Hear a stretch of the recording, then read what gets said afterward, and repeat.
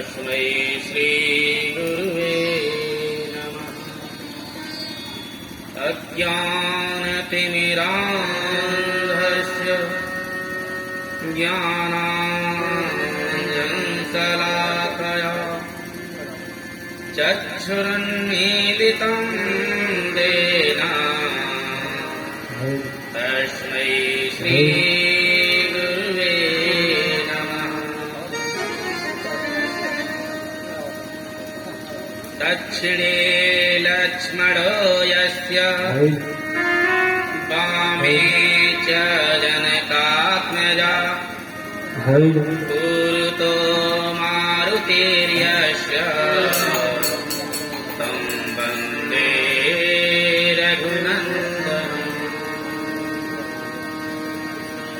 ध्येयं सदा परिभवाग्नमभीष्टदोहम् तीर्थास्पदं शिवविरञ्चिनुतं शरणं।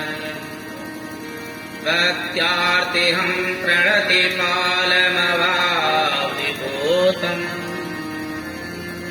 वन्दे महापुरुषते चरणारविन्दम्। सशङ्खचक्रं सकिरीटकुण्डलम् सपीतवस्त्रं सरसीरुहेक्षणम् सहारवक्षस्थलकस्तुभस्त्रियम् नमामि विष्णुं शिरसा चतुर्भुजम्। वंशी विभूषितकरान्नमनीरदाभात् पीताम्बरादरुणबिम्बफलादरोष्टा पूर्णेन्दुसुन्दरमुखादरविन्दनेत्रा कृष्णात् परं किमपि तत्त्वमहं न जाने। भक्तिभक्त भगवन्त गुरु चतुरनाम बपुए तिनके पद वंदन किए नासै विघ्न।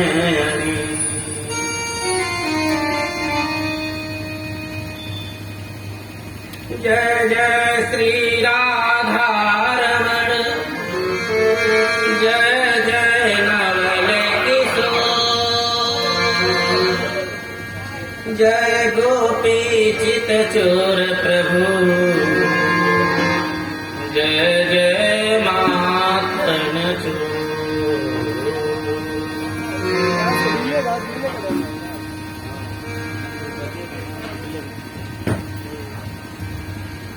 बड़े सौभाग्य की बात है कि आज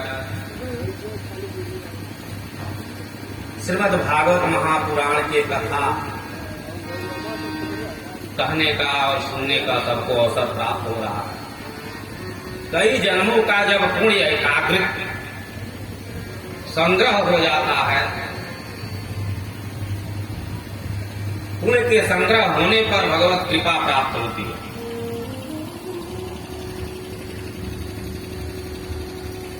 और जब भगवत कृपा प्राप्त होती है तब कलयुग में कलिमल को नाश करने के लिए श्रीमद् भागवत महापुराण का कथा श्रवण करने का अवसर प्राप्त होता है।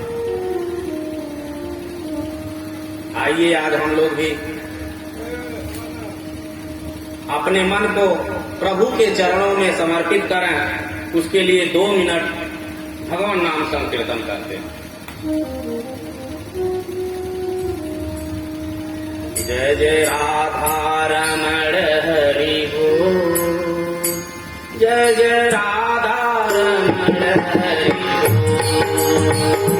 जय जय राधा रमण हरि बोल जय जय राधा रमण हरि बोल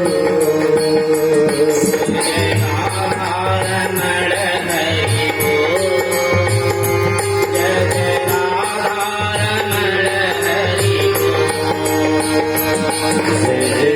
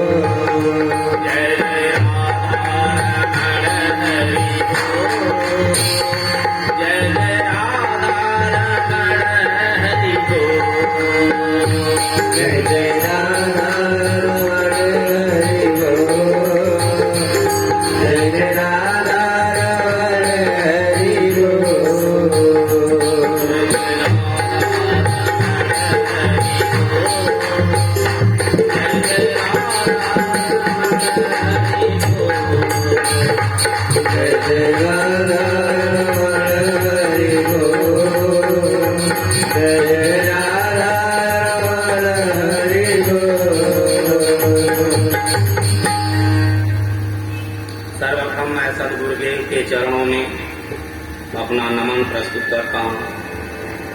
उसके बाद श्रीमद् भागवत महापुराण के पीठ को मैं बार बार नमस्कार करता हूँ। यज्ञ और यजमान को भी मैं बार बार अभिनंदन अभिवादन करता हूँ। सच्चिदानंद रूपाय विश्वोत्पत्त्यादिहेतवे तापत्रय विनाशाय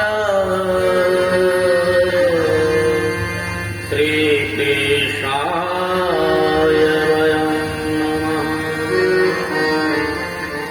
यं प्रवदन्तमनुपेतमपेतकृत्यम् द्वैपायनो विरहकातरयाजुराव पुत्रेति तन्मयतया तरवो विनेदो तं सर्वभूतहृदयं मुनिमानतोः। सच्चिदानंद रूपाय, भगवान का स्वरूप कैसा है? सर्वप्रथम सच्चिदानंद रूपाय, भगवान के रूप का सतचित धन और आनंद धन है।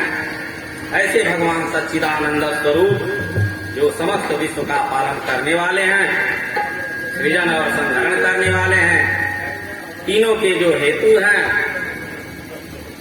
तथा जिनका पावन चरण शरण ग्रहण करने से जीव को तापत्रय की प्राप्ति हो जाती है, मुक्ति मिल जाती है, तापत्रय को समाप्त कर देता है।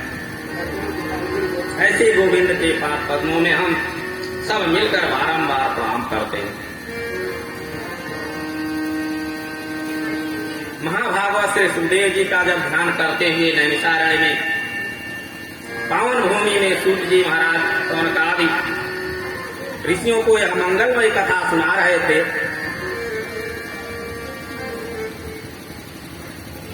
हम सब भी वहीं चलते हैं।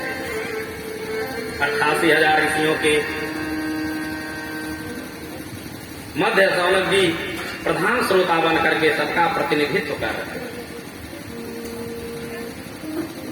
आयु में जो छोटे हैं ऐसे सूत जी महाराज व्यास भी इस पर सुशोभित था। सौनक जी की आयु में बड़े हैं पर वयोवृद्ध होकर भी सूत जी को नमन करते हैं।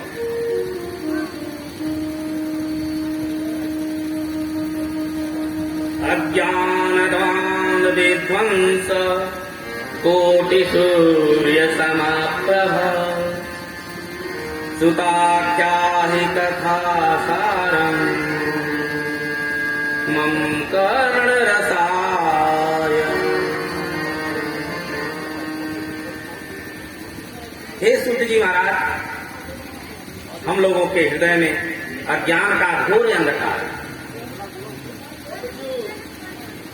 यह त्रिभुवन के अंधकार को दूर करने में तो भगवान ही समर्थ हैं, भगवान सूर्य नारायण ही समर्थ हैं, पर जीव के हृदयगत अज्ञान अंधकार को सूर्य की किरणें दूर नहीं कर सकती। सूत जी महाराजों से अज्ञान तिमिर को हम लोगों के हृदय पटल पर भी डाल दीजिए,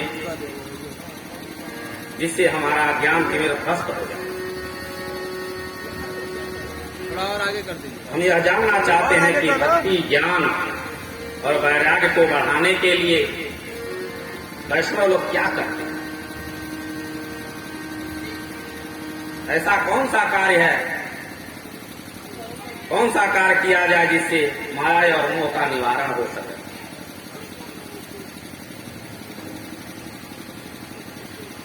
देखिए महाराज, अब घोर कलिकाल व्याप्त हो गया है,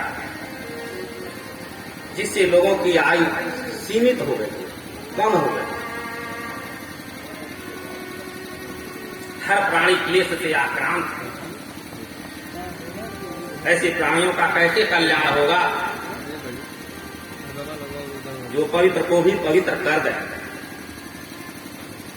भगवत प्राप्ति का सरलतम साधन हो, वह कृपया आज हमें बतलाएं, क्योंकि आपके ऊपर सद्गुरुदेव भगवान की बड़ी कृपा। संसार में किसी को चिंतामणि मिल जाए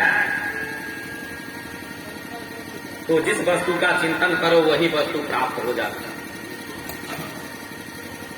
और कल्पवृक्ष का यह चमत्कार है, उसके नीचे जो कल्पना करो वो सिद्ध हो जाता है। तो स्वर्ग की संपत्ति भी प्रकट कर देता है।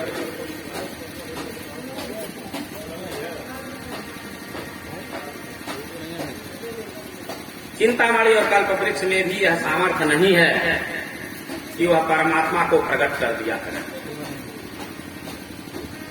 ब्रह्म साक्षात्कार करा दे। यह सामर्थ्य तो केवल गुरुदेव भगवान में ही है, भगवान की कृपामयी छाया में ही है, और वह आपको सदा प्राप्त है। इसलिए हे सूत जी महाराज, आपके लिए कुछ भी दुर्लभ नहीं है। जो बड़े बड़े योगियों को दुर्लभ वैकुंठ है, वह भी गुरु कृपा से अति सुलभ है।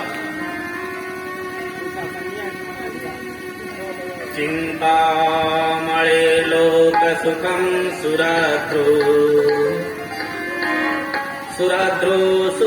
स्वर्ग संपदा प्रयच्छति गुरु प्रीतो वैकुंठम योगी दुर्लभम। इसलिए हे सूत जी महाराज, गुरु कृपा का प्रसाद हमें भी आप कृपया प्रदान करें। सूत जी महाराज प्रसन्न हो गए और प्रमुदित मन से बोले, हे सौनकादि ऋषियों, आपके मन में हमारे प्रति यदि इतना प्रेम है, तो स्नेह है, तो हम तुम्हें समस्त शास्त्रों का सार सुनाएंगे।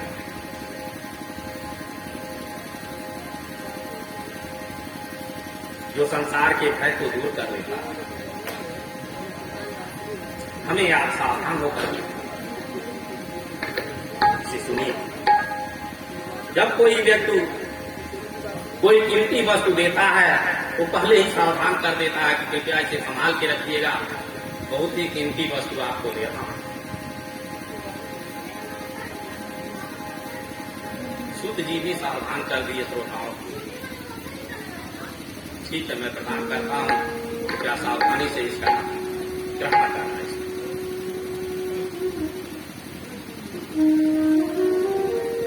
संसार में सबसे बड़ा डर है मृत्यु। मरने का भय प्रत्येक प्राणी को परेशान करता है। इसका नाम है मृत्यु। जो आया उसको जाना सुनिश्चित, कोई रोक नहीं सकता।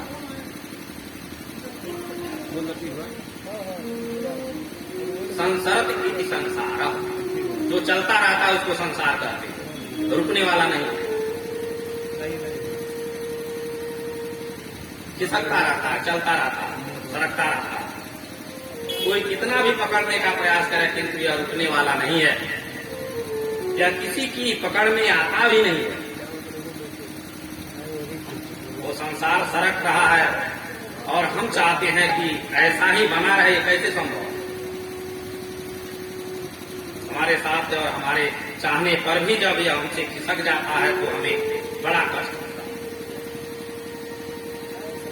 कि ऐसा ही बना रहे। इस संसार भय को समाप्त करने के लिए महाभागवत श्री सुखदेव जी महाराज जी ने श्रीमद् भागवत संहिता को कलिकाल में प्रकट कर दिया। काल व्याल मुखाग्रासः त्रासनेणासहेतवे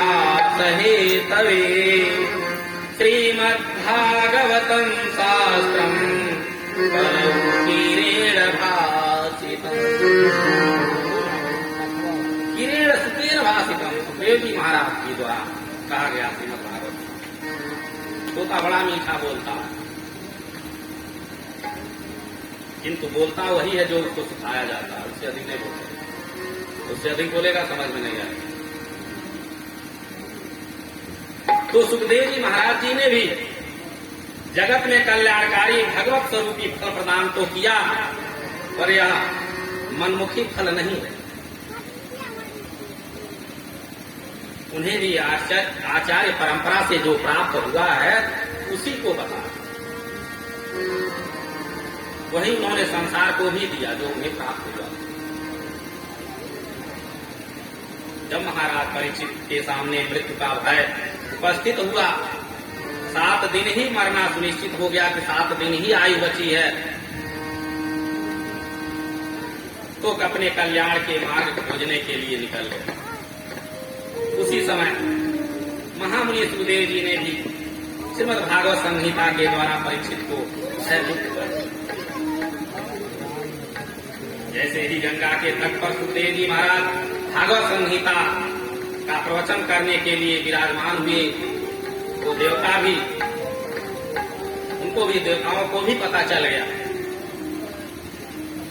सुधा कुंभं गृहीत्वैव देवास्तत्र समान। अमृत का कलश लेकर के देवता भी चले आए। सभी देवता लोग अमृत का कलश लेकर के आए और सुखदेव जी को प्रणाम करके अमृत का कलश सामने रख दिया। देवता लोग बोले, महाराज अपने भागवतमयी कथा का अमृत जो है वो मुझे प्रदान कर दीजिए, और मैं स्वर्ग से आपके लिए अमृत लाया हूं, ये परीक्षित को देकर के इनको जीवन मरण से मुक्त कर दीजिए,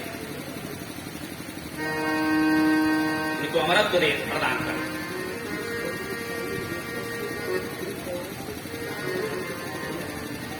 परीक्षित को अमृत पिला दीजिए। सुखदेव जी को सुनकर के बड़ा आश्चर्य हुआ।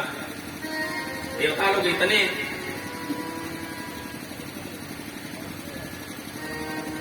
परमार्थी कैसे हो गए? इस मृत्युलेख में तो आए दिन लोग मरते ही रहते हैं, न हमने बुलाया न परीक्षित ने बुलाया, तो के बिना बुलाए देवता लोग अमृत का कलश लेकर के कैसे यहाँ उपस्थित हो?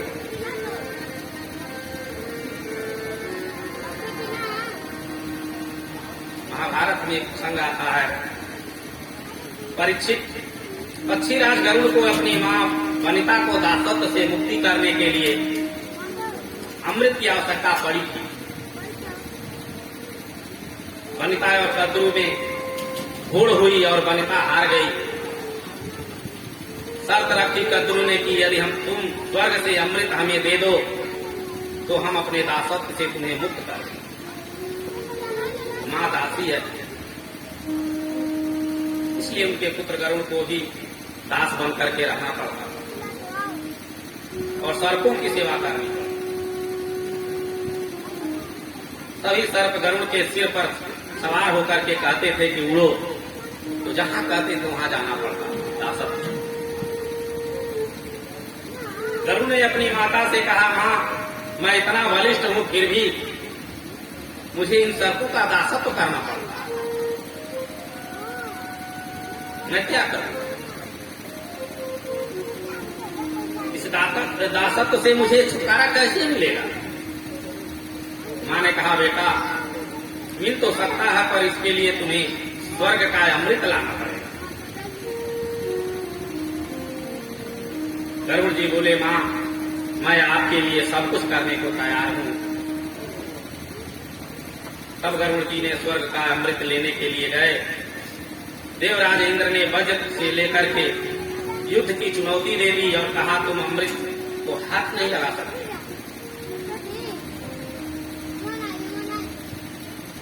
गरुड़ जी ने देवताओं से कहा, आज सारे देवता मिलकर भी मुझे रोक नहीं सकते, मैं अमृत लेकर के ही वापस जाऊंगा। जो कहते कहते गरुड़ ने हठात बलपूर्वक अमृत का कलश देवताओं से छीन लिया। तब इंद्र घबराते हुए हाथ जोड़ करके बोले, भाई तुम जिन सर्पों के लिए अमृत लेकर के जा रहे हो, यदि उन्होंने अमृत पी लिया तो सर्वनाश हो जाएगा। तब दोनों के बीच समन्वय हुआ। गरुड़ ने अमृत ला करके सर्पों को दिया, दासत्व से मां को मुक्त किया, और उसी समय इंद्र ने अमृत का अपहरण करके अंतर्ध्यान हो गए। कहने का अभिप्राय यह है कि गरुड़ को आवश्यकता थी तो देवता लड़ने मिटने को तैयार हो गए थे, और यहाँ परीक्षित को अमृत लेकर के कैसे उपस्थित हो गए बिना किसी कारण। कोई तो स्वार्थ है इसमें। इसके विरुद्ध आज परीक्षित को बिना बुलाए ही अमृत देने के लिए आए हुए हैं। इसी बात पर सुखदेव जी को बहुत आश्चर्य हुआ।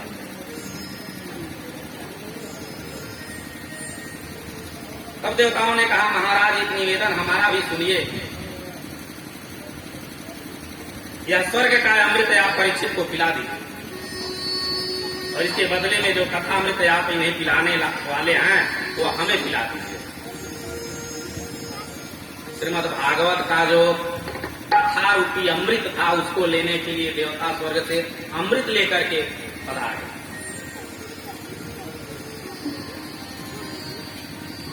प्रपश्यामो वयं सर्वे श्रीमद्भागवतामृतम्। देवताओं ने यह प्रस्ताव रखा तो सुखदेव जी को बहुत जोर से हंसी आई।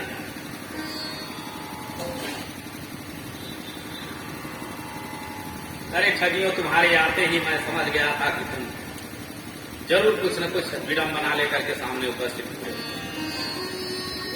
दधीची बाबा को दंडवत प्रणाम करने गए तो उनकी हड्डी मांग लिए थे। तुम बड़े स्वार्थी हो, अपना कार्य निकालने में बहुत निपुण हो तुम लोग। स्व कार्य कुशला सुधा। देवता लोग अपना कार्य सिद्ध करने के लिए सरल हो जाते हैं। स्वार्थी व्यक्ति है, तुम्हारे फायदे की बहुत चिंतन करे, बहुत बात करे, तुम्हारी बहुत प्रशंसा करे, उसी समय सावधान हो जाना चाहिए। ये बहुत प्रशंसा करने वाला धोखा देता है।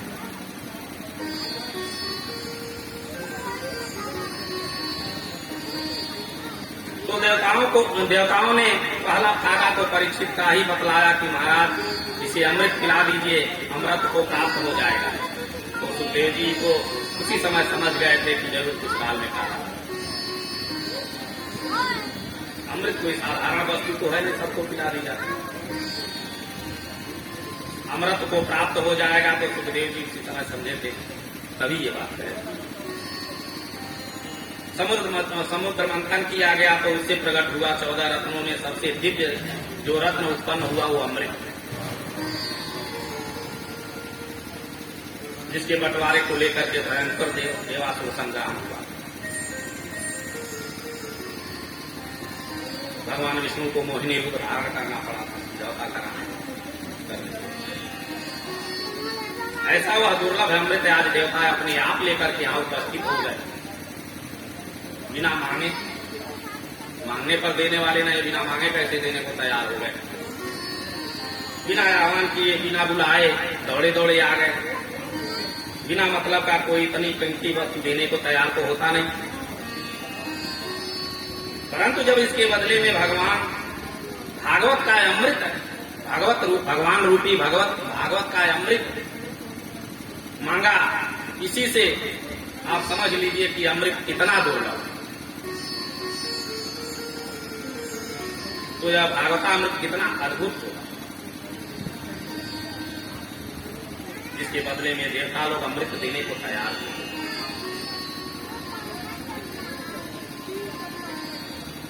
घाटे का सौदा देवता भी नहीं करते। आज अपना अमृत रख दिया सामने की, ले लीजिए, परीक्षित को पिला दीजिए और इसके बदले में हमें भागवत रूपी अमृत दे दीजिए। सुखदेव जी हंसते हुए बोले, अरे देवताओं, तुम लोग श्रद्धा से श्रोता बन करके आते तो मैं दे देता, किंतु तुम लोग कपट रूप धारण करके आए हो, हमसे व्यापार करने आए हो। मैं कोई बनिया नहीं हूं कि व्यापार कर लूं, इसके बदले ये स्वस्थ ले। मैं तो श्रद्धावान को अपनी भक्ति प्रदान करता हूं, अमृत पिलाता हूं भागवत रूपी। और सौदा भी होता है तो बराबरी में होता है, सोना के बदला सोना हो तो समझ में आता है, या सोने के बराबर रुपया हो तो समझ में आता है। कहाँ भागवत रूपी अमृत और कहाँ अमृत, दोनों में तुलना है।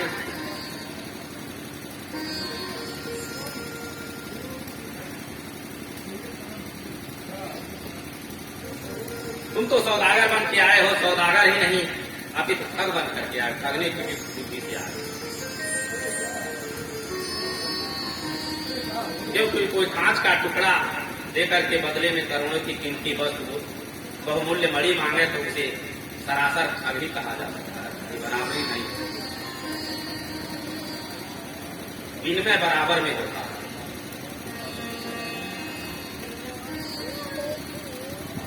पर कांच और मणि तो कोई बराबरी ही नहीं, इसलिए तुम ठग हो। क्व सुधा क्व कथा लोके क्व काच क्व मणिर्महा ब्रह्मरातो विचार्यैवं सदा देवाञ्जहासो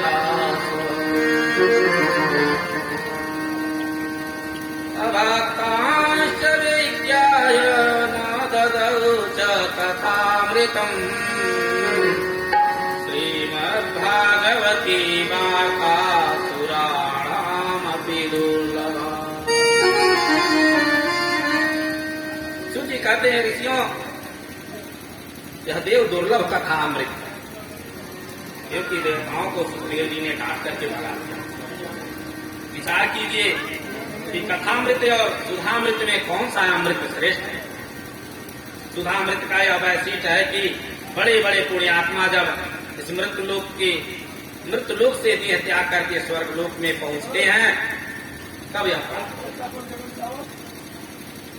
इसके विरुद्ध कथामृत की यही विशेषता है कि कथामृत के लिए तो कोई पुण्यात्मा हो, कोई दुष्टात्मा हो, कोई पतितात्मा हो या कोई पापात्मा हो, कोई कैसा भी हो,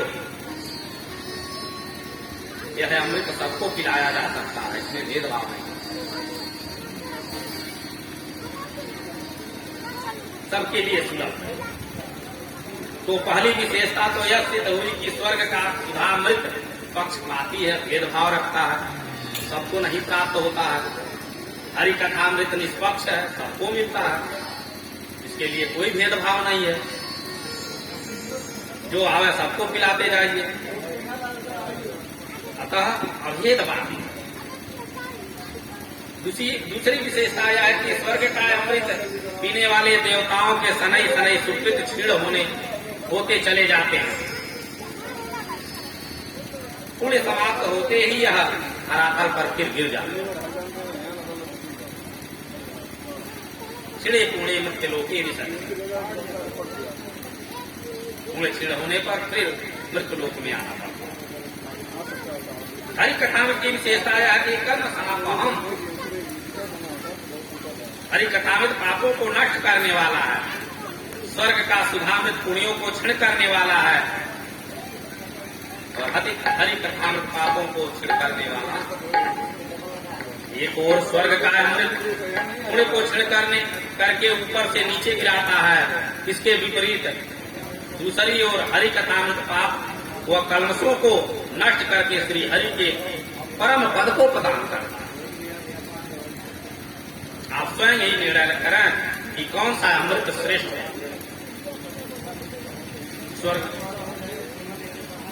स्वर्ग सुधामृत दीर्घजीवी बनाता है, हरि कथामृत दिव्य जीवों को बनाता है। स्वर्ग का सुधामृत अमृत प्रदान करता है और हरि कथामृत अभया को प्रदान करता है। सुधीर जी ने अच्छे से तौल करके निर्णय लिया कि हर दृष्टि से हरि कथामृत ही दिव्य है। जहाँ पर विष्णुराज परीक्षित श्रोता हों और ब्रह्मराज सुखदेव जी वक्ता हों, ऐसे श्रोता और वक्ता को कौन छल सकता है? परीक्षित कोई साधारण श्रोता नहीं है। माता के गर्भ में ही अस्वस्थामा के ब्रह्मास्त्र से बचाने के लिए परमात्मा ने स्वयं इन्हें दर्शन दिया और गर्भ में जाकर परीक्षित को कृपा प्रदान किए थे। वैसे ही सुखदेव जी महाराज जी को भी माता के गर्भ में ही भगवान ने ही आकर के आशीर्वाद किया।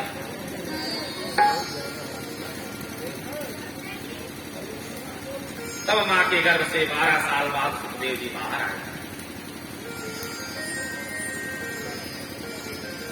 भागवत के वक्ता और श्रोता दोनों ही मां के गर्भ में ही भगवान की कृपा प्राप्त कर चुके।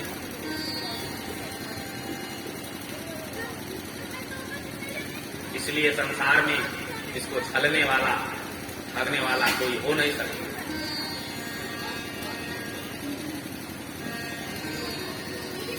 सुखदेव जी हरि कथा में ये परम रसिक हैं, इसलिए देवताओं को डांट करके भगा दिया। देवता लोग लौट करके आए और ब्रह्मा जी से शिकायत। देखिए महाराज, हम देवता होकर भी हरि कथामृत से वंचित हैं और मानवों को सुखदेव जी के जिसका अधिकार दे दिया सुखदेव जी। हम जानना चाहते हैं कि इस कथामृत में ऐसा क्या विशेषता है। ब्रह्मा जी ने कहा कि पहले ये देखो कि परीक्षित का कथा सुनकर के क्या परिणाम होता है। तो 7 दिन के बाद कथामृत पान करने वाले परीक्षित को जब परम पद प्राप्त करते हुए देखा तो ब्रह्मा जी को ही आश्चर्यचकित हो गए। ब्रह्मा जी आश्चर्यचकित हो गए। राज्यो मोक्षं तथा वीक्ष्य पुराणातापि विस्मितः सत्यलोके तुलां बद्ध्वा दोलयत्तान्यजः।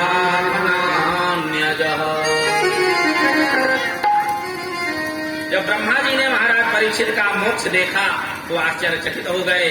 तराजू पर तौल करके देखा कि आखिर भागवत की क्या विशेषता है। वो तराजू की एक पलड़े पर भागवत को रखा और दूसरे पलड़े पर अनेकानेक धर्म शास्त्रों को रख करके जब उठा देखा तो लघुन्यानि जातानि गौरवेणैदं महर्षिगणा सर्वे विस्मयं परमं ययुः। सब देवता महात्मा महान आश्चर्यचकित रह गए।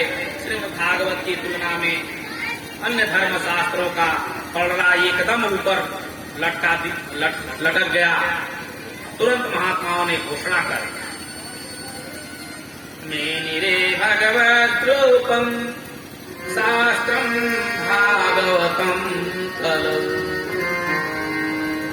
साक्षात श्री कृष्ण ही कलयुग के लिए कलुषित प्राणियों का कल्याण करने के लिए ही श्रीमद् भागवत संहिता में आकर के विराजमान हुए। इसलिए भागवत के प्रत्येक अक्षर में गोविंद की श्यामलता समाई हुई। यह साक्षात भगवान का वाङ्मय विग्रह है। ऋषियों ने सूत जी से प्रश्न किया, महाराज यह 7 दिन में सुनने की परंपरा कैसे प्रारंभ हो गई? सूत जी कहते हैं सनक, सनंदन, सनातन और सनत कुमार इन चारों ऋषियों ने देवर्षि नारद जी को सुना करके यह सप्ताह की परंपरा प्रारंभ कर दी।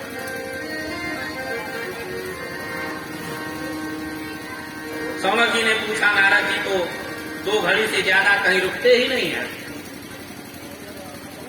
तो ऐसे ही अस्थिर नारद जी ने 7 दिन बैठ करके भागवत को कैसे सुन लिया? कहाँ सुना, क्यों सुना?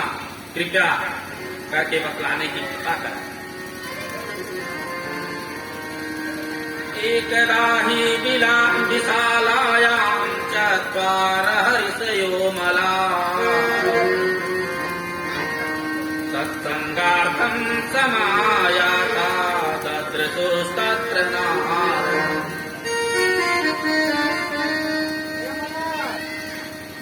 एक समय की बात है कि विशालापुरी बद्रीनाथ नारायण धाम में सरकारी चारों भाई सत्संग की इच्छा से विराजमान, क्योंकि ध्यान भजन सृजन आदि को सब एकांत में ही होता है, पर सत्संग एकांत में थोड़े ही आना चाहता है। उसको तो सुनने वाला कोई चाहिए, एकांत में नहीं हो सकता। चारों भैया विचरण कर रहे थे कि अचानक नारद जी को देखा। नारद जी को देख करके बहुत प्रसन्न हो गए। संत को जब कोई भगवत रसिक संत मिल जाता है तो प्रसन्नता हो जाती है कि आज कुछ भगवत चर्चा हो, भगवान का भजन होगा। संकारियों का तो जीवन भी भागवत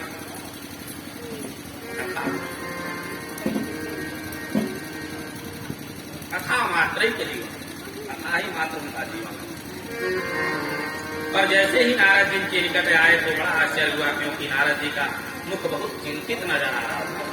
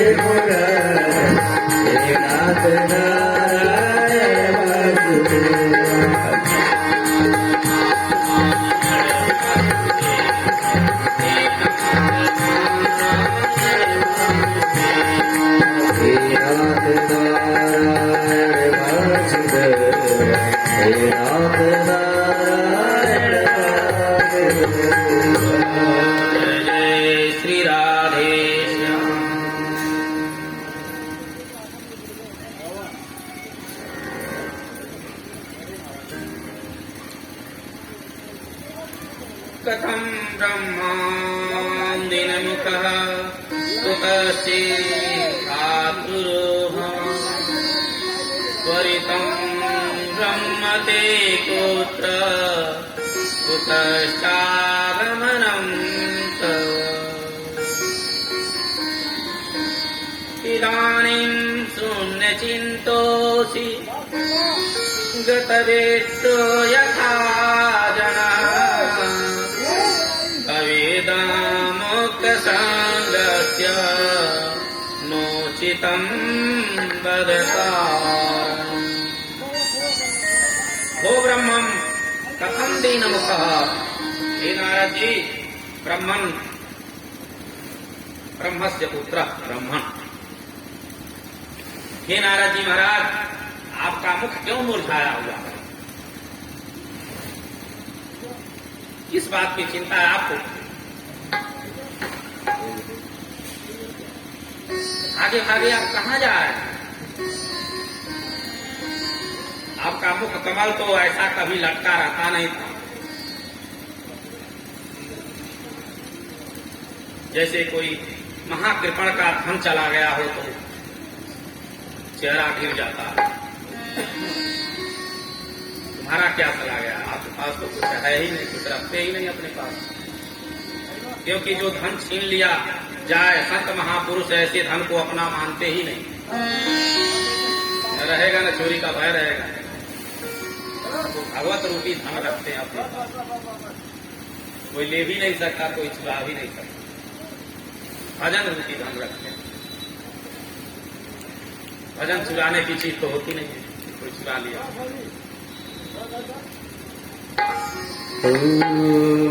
पायो जी मैं तो राम रतन धन पायो। पायो जी मैं तो राम रतन धन पायो। पायो जी मैं तो राम रतन धन पायो। पायो जी मैं तो राम रतन धन पायो। पायो जी मैं तो राम रतन धन पायो। गीता अपनी पद में लिखती है, वस्तु अमोलिक दीनार सतगुरु। वस्तु अमोलिक दीनार सतगुरु।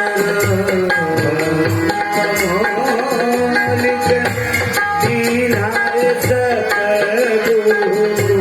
वस्तु अमोलिक दीनार सतगुरु। कृपा करी अपनायो पायो जीवन। कृपा करी अपनायो पायो जीवन। राम रतन धन पायो। पायो जीवन राम भजन पायो।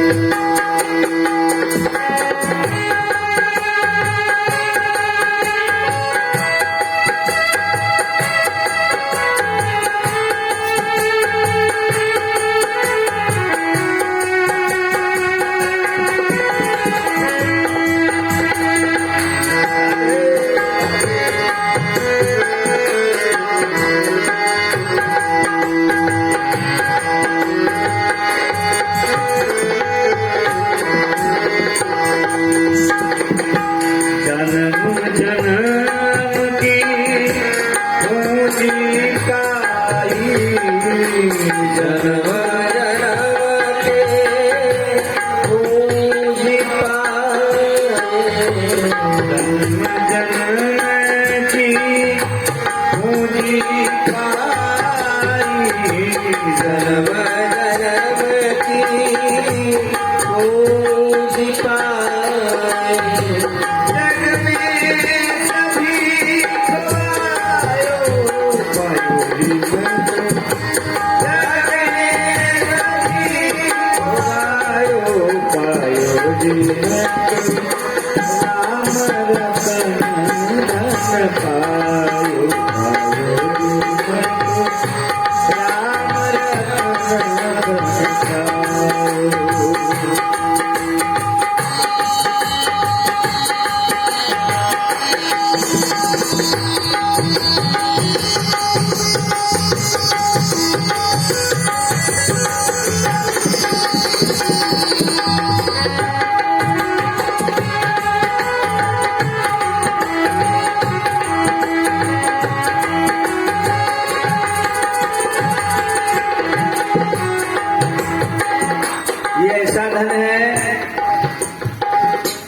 चुरा नहीं सकता।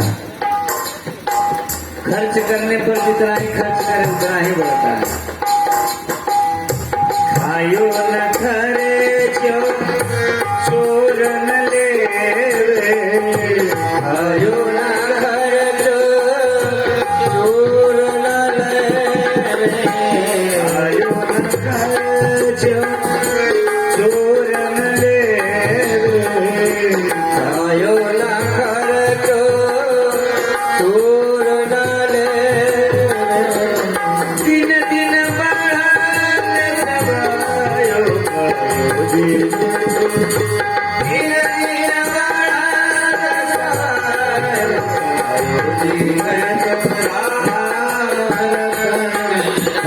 पायो जी, मैं तो धन पायो पायो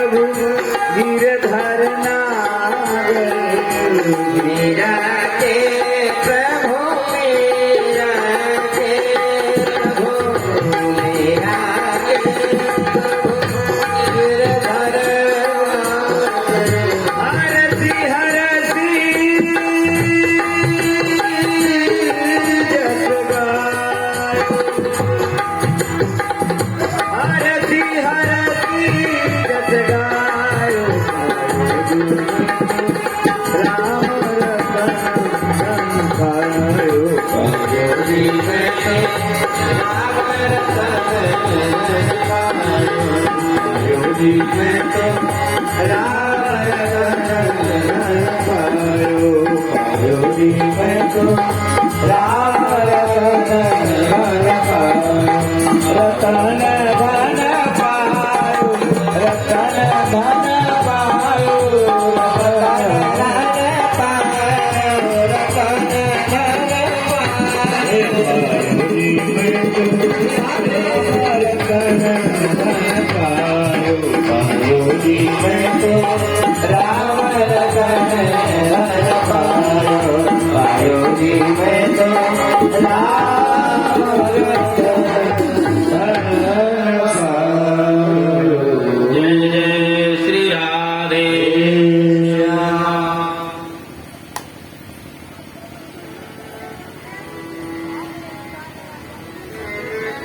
प्रभु का नाम है संतों का परम धन।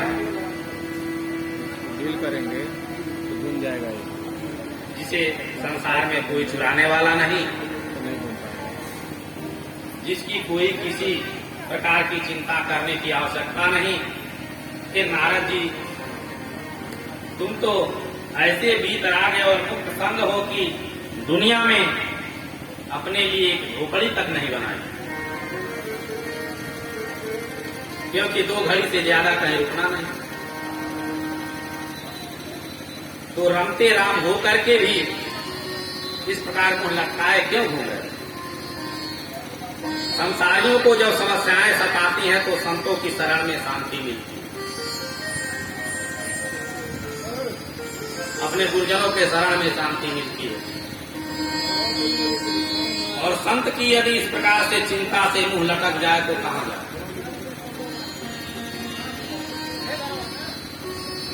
तो संसारियों पर क्या बीतेगा? तो संतों की ये हालत हो जाएगी। नोचितम पदकार, ये उचित नहीं है। बोलिए क्या कारण है? आप जैसे विरक्त संत को इस प्रकार चिंता करना उचित नहीं। हमें अपने दुख का कारण बताइए। तब नारद जी ने अपने चारों अग्रजों को प्रणाम करते हुए अपनी समस्या को सामने रख दिया। मैं अपनी समस्या आपको सुनाता हूं। मैं इस संसार में सत्संग की इच्छा से घूम रहा हूं।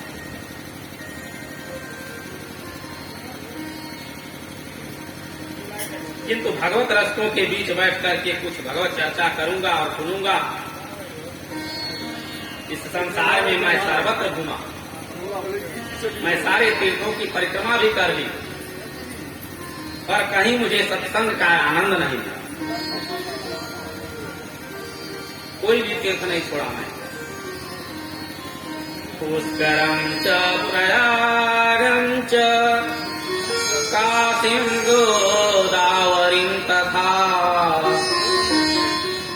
हरिक्षेत्रं कुरुक्षेत्रं श्रीरंगं सेतुबन्धनम् एवमादेषु तीर्थेषु भ्रममाणयितस्ततः। जब समस्त भूमंडल में मेरे चित्त को शांति नहीं मिली तो मैंने सोचा कि चलो अब संतों के पास चलते हैं। शांति किसी को नहीं मिली, चाहे वो संत हो चाहे गृहस्थ हो, संत भी बहुत चिंतित।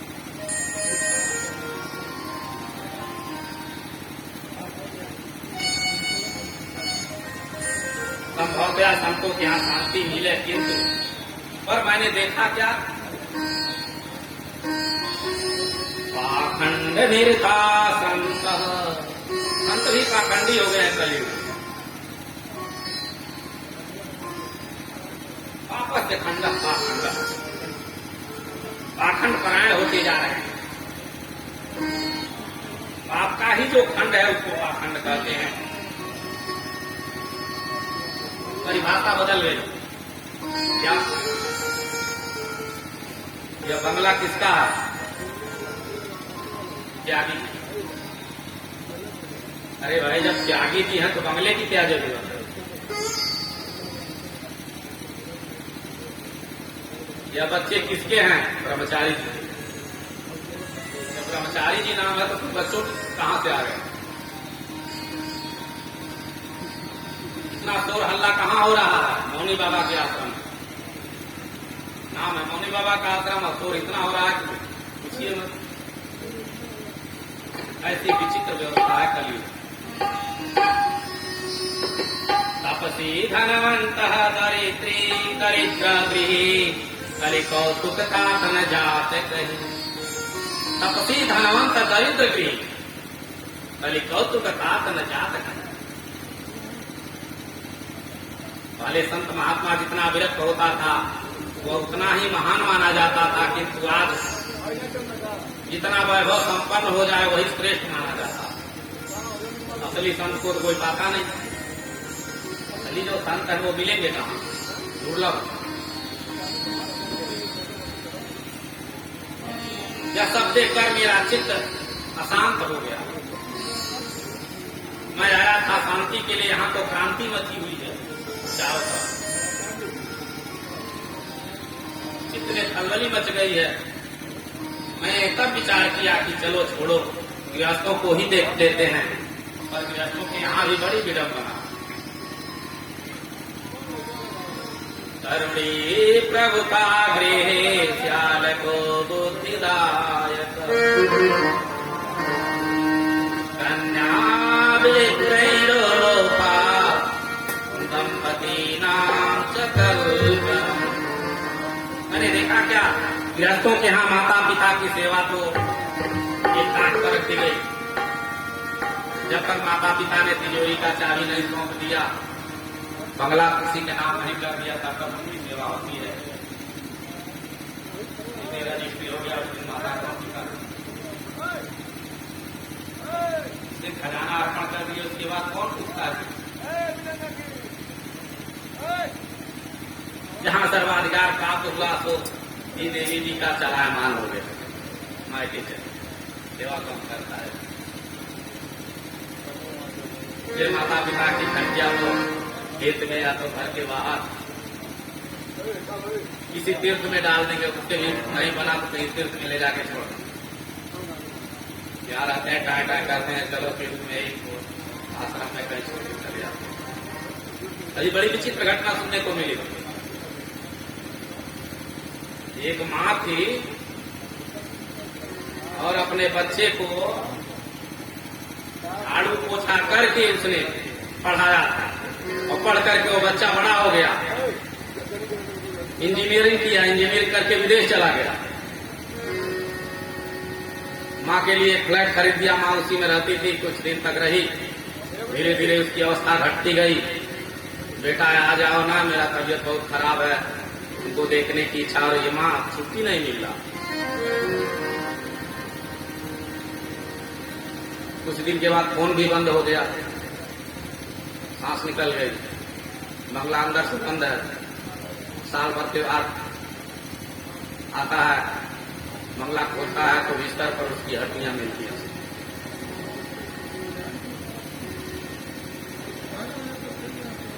यही तो है कलयुग की सेवा।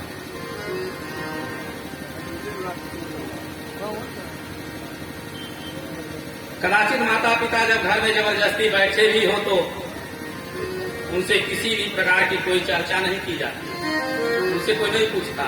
अरे उनसे क्या पूछना, बुलाओ ना मामा को, साले वो राय अच्छा देंगे।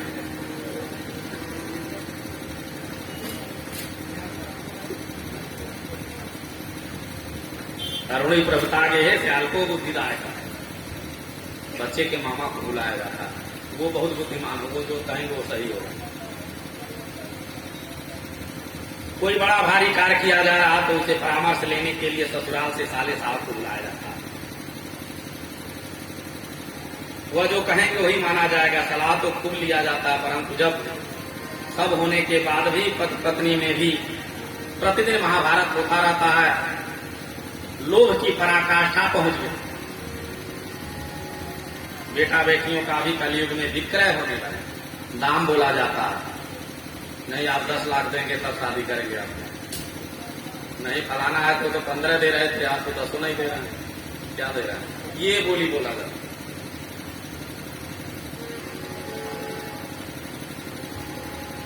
अभी बड़ी बड़ी विडम्बना अपने यहाँ तो बहुत, फिर भी एक कलिमत है, नेपाल में ऐसा होता है, लड़के वाले जाते हैं लड़की के घर कि हम आपकी लड़की को इतना सोना, इतना चांदी, इतना रुपया देंगे, आप शादी कर दीजिए। ऐसा होता है सर। हमारे साथ 2 पंडित जी लोग रहते थे, वृंदावन से आए हुए, वो लोग बताते थे। हम लोग जाते हैं, लड़की पसंद पड़ गई तो हम उसके घर जाते हैं और कहते हैं कि इतना सोना देंगे, इतना ये देंगे, इतना रुपया देंगे, और अपने लड़की की शादी हमारे साथ करें। क्या हुआ, विडम्बना है, लोभ की पराकाष्ठा। बेटा बेटियों का भी क्रय विक्रय होने लगता है संबंध बनाने के समय। फिर सौदे होते हैं, जहां सौदा पट जाए वहीं संधि बन जाते हैं। अब तो रिश्ता पैसे से हो रहा है ना, पैसा दे दिए तो संधि बने, नहीं दिए तो आप हमारे संधि का रिश्ते नहीं पड़े तो संधि किस बात।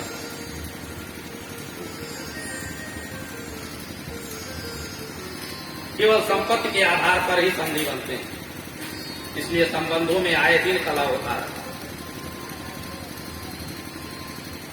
यह सब देख देख करके मेरा चित्त बड़ा शांत हो गया। नारद जी बेचारे कह रहे हैं, कलयुग की दशा देखते हैं। एवं पश्यन् कलेर्दोषान् पर्यटन् अवनीमहम् यामुनम् तटमापन्नो यत्र लीला हरेरभू। मृत्युलोक में अजब सब देख देख करके मेरा चित्त एकदम अशांत हो गया है। मैंने सोचा कि अब कहाँ जाएं। तब तुम्हें तुरंत श्री धाम वृंदावन का स्मरण आया और मेरे प्रभु की उस दिव्य प्राकट्य भूमि में यमुना पुलीन पर मेरे चित्त को अवश्य विश्राम मिलेगा। ऐसा विचार करके मैं सीधा यमुना तट पर वृंदावन पहुंचा वहां पहुंच करके एक और आश्चर्य देखा। क्या?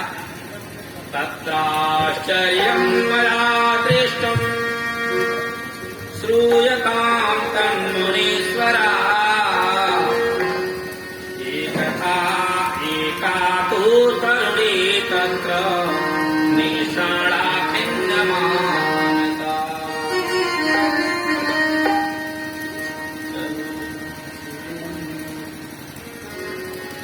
मैंने देखा कि एक युवती खिन्न मन से बैठी हुई है, आंखों से अश्रुपात कर रही है और दो बूढ़े उसके सामने अचेत अवस्था में पड़े थे।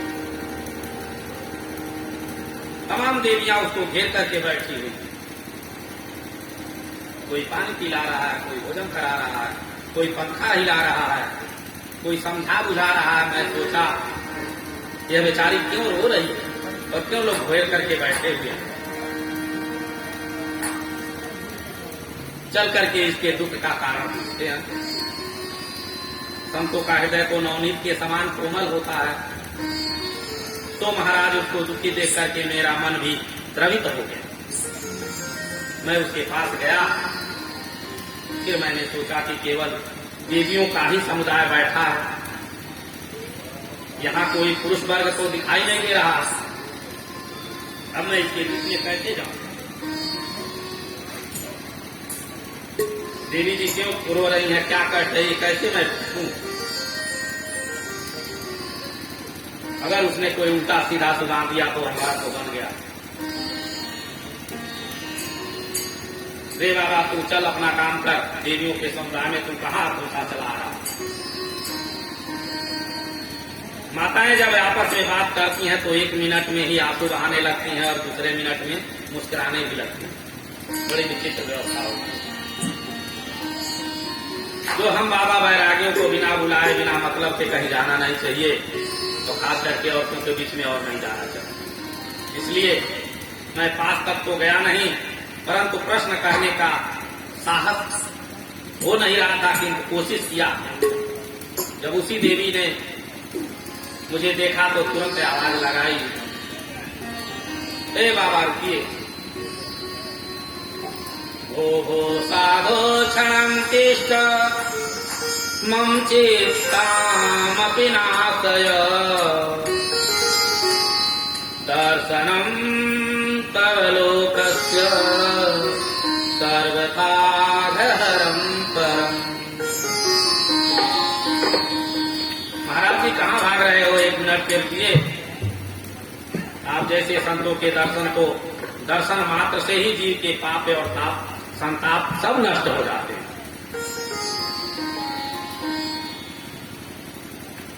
मेरे तो न जाने कितने जन्मों के भाग्योदय हुए हैं जो आपके दर्शन प्राप्त हैं।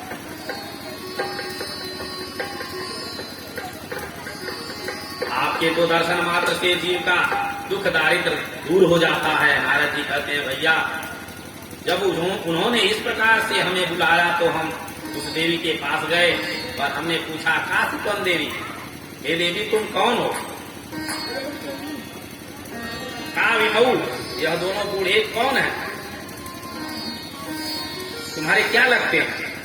काई माँ, ये जो देवियां आपको घेर करके खड़ी हैं, ये सब कौन है और तुम रोती क्यों हो? बद देवी सवेस्तारम स्वस्थ दुःखस्य कारणम। हे देवी तुम्हारे दुख का कारण क्या है? विस्तार से हमें बताओ। जब मैंने उस देवी के प्रति सहानुभूति दिखाई तब उसने अपना पूरा परिचय विस्तार से कहा। अहम भक्तिर्दीक्षाता इमौ मे तनयौ मतौ ज्ञान वैराग्य नामानौ कालयोगेन जर्जर। महाराज मैं भक्ति के नाम से विश्वास, मेरा नाम भक्ति है। यह दोनों बूढ़े जो मेरे सामने पड़े हैं दोनों मेरे बच्चे हैं। आश्चर्य की बात है, माँ युवा है, बेटे बूढ़े हो गए। इनका नाम है ज्ञान और वैराग्य। समय की विडंबना देखो, माँ तो नौ बैठी हुई और बच्चे दोनों बूढ़े दिख रहे हैं सामने। कितनी जर्जर स्थिति हो चुकी है इनकी। मेरे दुख का मूल कारण यही है। मैं अपना पूरा परिचय आपको बताऊंगा। मैं दक्षिण भारत में पैदा हुई, कर्नाटक में बड़ी हुई, महाराष्ट्र आदि प्रदेशों में मेरा कहीं कहीं पर बड़ा सम्मान हुआ, पर कई प्रदेशों से ऐसे भी थे जहां पाखंडियों से खंडित होकर के, मुझे पीड़ित होकर के भागना पड़ा। इस प्रकार से अनेक देश प्रदेश में घूमती घूमती जैसे ही मैं वृंदावन में पधारी तो क्या देख रही हूँ, वृंदावनम पुनः प्राप्य नवीनेव स्वरूपिणी इदं स्थानं परित्यज्य विदेशो गम्यते। जब ब्रजभूमि में आते ही मैं नव यौवना हो गई और न जाने क्या हुआ कि मेरे दोनों बच्चे एकदम बूढ़े हो गए और मेरे बालकों की यह स्थिति रही कि मैं इस स्थान को छोड़कर के विदेश भाग जाऊं, ऐसा मन में आ रहा। निरम स्थानम परित्यज्य विदेशम गम्यते। नारद जी ने सारी स्थिति को एक क्षण में ही समझ लिया, कारण क्या, और विचार किया कि भक्ति, ज्ञान और वैराग्य एक दूसरे के पूरक। भक्ति के बिना ज्ञान नहीं हो सकता, ज्ञान के बिना वैराग्य नहीं हो सकता। जैसे क्षुधातुर व्यक्ति भोजन करने बैठते तो ग्रास पर उसे तुष्टि और पुष्टि की प्राप्ति होती है, क्षुधा निवृत्ति की प्राप्ति होती है, भूख भी मिटने लगता है, पेट भी भरेगा और इंद्रियों में बल भी आएगा, पुष्टि हो। प्रत्येक ग्रास पर से यह तीनों बातें एक साथ ही प्राप्त होता, अलग अलग नहीं। उसी प्रकार ज्यों ज्यों भगवत चरणारविंद में प्रेम बढ़ता जाएगा, भक्ति पुष्ट होती जाएगी, ज्यों त्यों भगवान के स्वरूप का बोध होता जाएगा और ज्यों ज्यों भगवान के स्वरूप का बोध होता गया, भगवान के स्वरूप का ज्ञान हो गया, तो संसार की आसक्ति अपने आप छुट्टी चली जाएगी, सहज में वैराग्य हो जाएगा। यह क्रिया में अलग अलग नहीं। यदि आपके जीवन में कोरी भक्ति है और ज्ञान वैराग्य ठीक नहीं है तो आपकी भक्ति बात है। ज्ञान वैराग्य के बिना भक्ति अपूर्ण है। संतान के बिना मां का मातृत्व पूर्ण नहीं, उसी प्रकार ज्ञान और वैराग्य भक्ति के पुत्र है। ज्ञान और वैराग्य के बिना भक्ति परिपूर्ण नहीं है। नारद जी ने तुरंत भक्ति माता को वचन दिया कि मां, आप वृंदावन छोड़कर न जाइए, क्योंकि आज हर क्षेत्र में लोगों को आकर्षण विदेश की ओर हो रहा है। संतों को भी जब तक 2-4 देश विदेश का परिक्रमा नहीं कर लेते हैं, भ्रमण नहीं कर लेते हैं, तो ख्याति नहीं मिलती। संतत्व तभी प्राप्ति होती है जब विदेश घूम के आते हैं। हम भारतवासियों की दृष्टि में कुछ ऐसी ही बन गई है।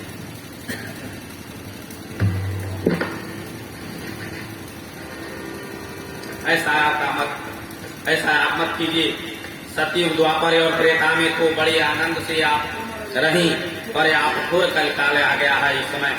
इस कलकाल में सब सदाचार लुप्त होता चला जा रहा है। येन लुप्त सदाचार योग मार्ग स्तपांति। सदाचार लुप्त, सदाचार धीरे धीरे लुप्त होता जा रहा है। बुद्धिमान वही है जो धैर्य पूर्वक अपने नियमों का पालन करता रहे, क्योंकि अभी तक तो फिर भी बहुत कुछ मंगल दिखाई पड़ रहा है। बरसे बरसे प्रभात जाता मंगलम नाभि दृश्यते। समय जो बढ़ता जाएगा, जो थोड़े बहुत शुभ कार्य दिख रहे हैं वो भी दिखाई नहीं देते। धीरे धीरे समाप्त होते जाएंगे। घोर कलिकाल में भी आप इस श्रीधाम वृंदावन की भूमि में इस प्रकार से नेवती बन करके नाच रही हो।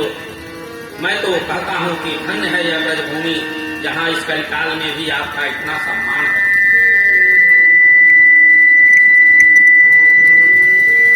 वृंदावनस्य संयोगात् पुनः त्वं तरुणीना धन्यं वृंदावनं तेन भक्ति नृत्यति यत्र च। ब्रजभूमि धन्य है जहाँ इस प्रकार इस कलिकाल में भी भक्ति का इस प्रकार आदर किया जा रहा है।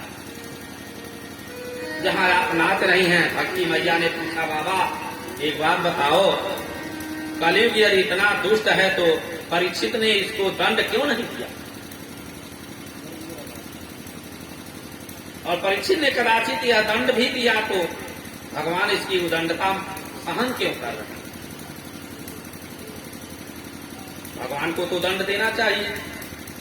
नारद जी बोले, मां यदि आप पूछ रही हो तो ध्यान से सुनिए। जिस दिन गोविंद अपनी लीला संपन्न करके परम धाम गए, उसी दिन कलयुग ने अपना पैर जमा लिया। मृत्यु लोक पर अपना पैर जमाना प्रारंभ कर दिया था उसी दिन। और महाराज परीक्षित जब इसे मारने के लिए उद्यत हुए तो दीनहीन होकर के वह कलयुग उनकी शरण में चला आया। महाराज परीक्षित तो परम वैष्णव थे।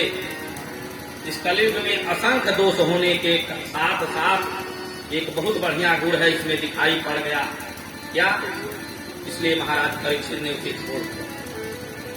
यत् फलं नास्ति तपसा न योगेन समाधिना यत् फलं लभते सम्यक् कलौ केशव कीर्तन। कलयुग में सबसे बड़ा गुण ये कही है भगवान का कीर्तन, भगवान का भजन। कलयुग में यही एक उनको उनके अंदर गुण दिखा कलयुग के अंदर। इसीलिए परीक्षित ने उसको दंड दिया।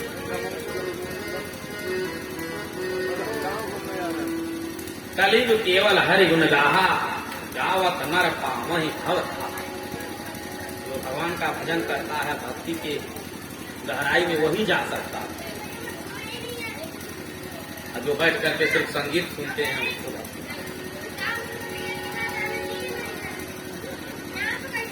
अन्य गुणों में जो घोर तपस्या करने से फल प्राप्त होता है, वह बड़े बड़े यज्ञ करने से भी वह फल नहीं मिलता जो भगवान के कीर्तन करने मात्र से। कलौ केशव कीर्तना, केवल नाम संकीर्तन मात्र से ही जीव को प्राप्त हो जाएगा। यही इस विशिष्ट गुण का, यही इसकी विशिष्ट गुण है। बोल हरि बोल, हरि हरि बोल, केशव माधव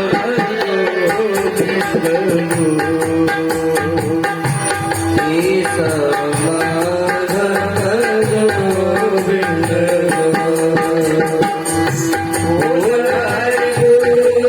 हरे हरे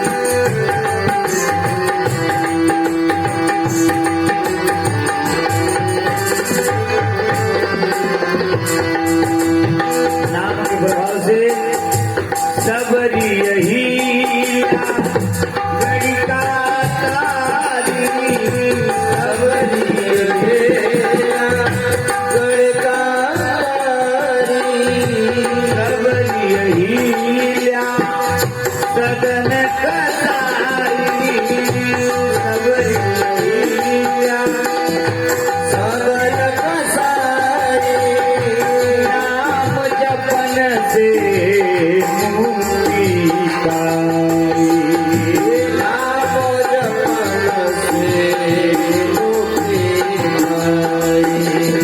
नाम की महिमा है बेकुल, नाम की महिमा है बेकुल, केशव माधव गोविंद बोल, केशव माधव गोविंद बोल।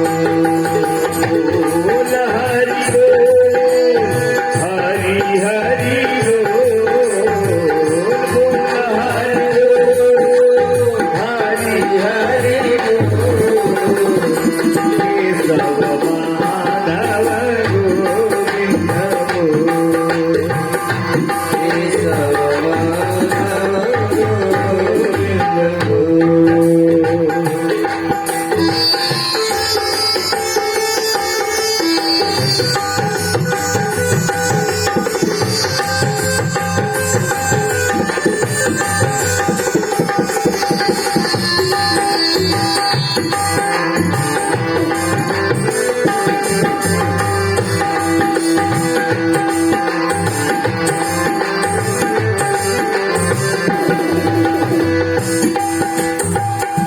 सूगा पढ़ावत गणिका तारी, सूगा पढ़ावत गणिका तारे, पढ़ावत गणिका तारी, पढ़ावत गणिका तारी। बड़े बड़े निश्चर संघारे, बड़े बड़े निश्चर संघारे। गिने गिने पापी तारे तोल, गिने गिने पापी तारे तोल, केशव माधव गोविंद बोल, केशव माधव गोविंद बोल। हरि बोल, हरि हरि बोल, बोल हरि बोल, हरि हरि बोल, केशव माधव गोविंद बोल, केशव माधव गोविंद बोल, केशव माधव गोविंद बोल। जय जय श्री राधे। श्याम।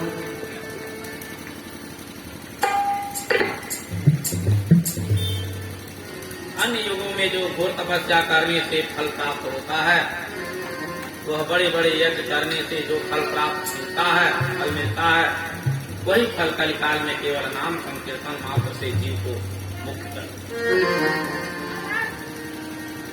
यही इस विशिष्ट भूति का विशिष्ट गुण है। कलयुग में भागवत की कथाएं तो बहुत होती हैं, पर भागवत के अर्थ पर किसी का ध्यान नहीं है।